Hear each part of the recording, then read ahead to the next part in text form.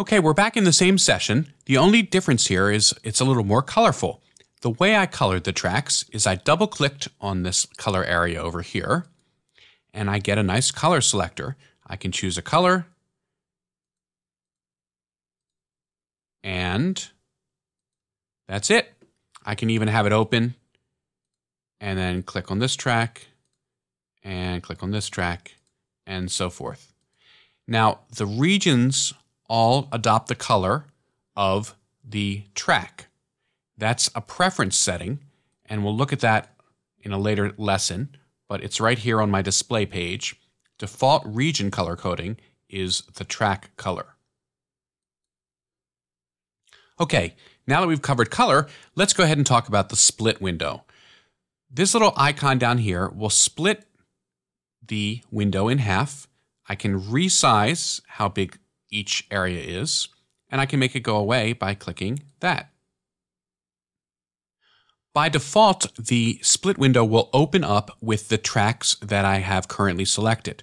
So for example, if I have my cursor in the clavinet track and I press the icon, you can see that I'm looking at the clavinet track. And I can tell because the track list is highlighting clavinet. That means it's showing, just like in the track window up here. The pencil means I'm currently going to be editing the clavinet track. If I draw in some MIDI notes, that is going to affect my clavinet track. Now let me go back and select multiple tracks. Let's do the drums, the bass, and the clavinet. And now when I open up, I see all three of those tracks are selected, and I see all three of the tracks in here. How do I know which one's which? Well, you do it by color. The green one, the red one, and the blue one are all different, and they match up with the blue, red, and green over here. If you'd rather see the same colors that we're using up here, and actually let me go ahead and make this micro so we can see all the colors here.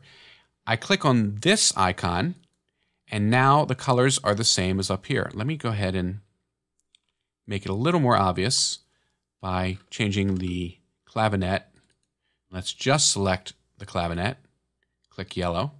Okay, now let's go back to our edit window, our split window, and I will show the bass and I will show the drums. And because this icon is selected, you can see that the bass shows up in purple, the clavinet shows up in yellow, and the drums, which were brown, show up down here.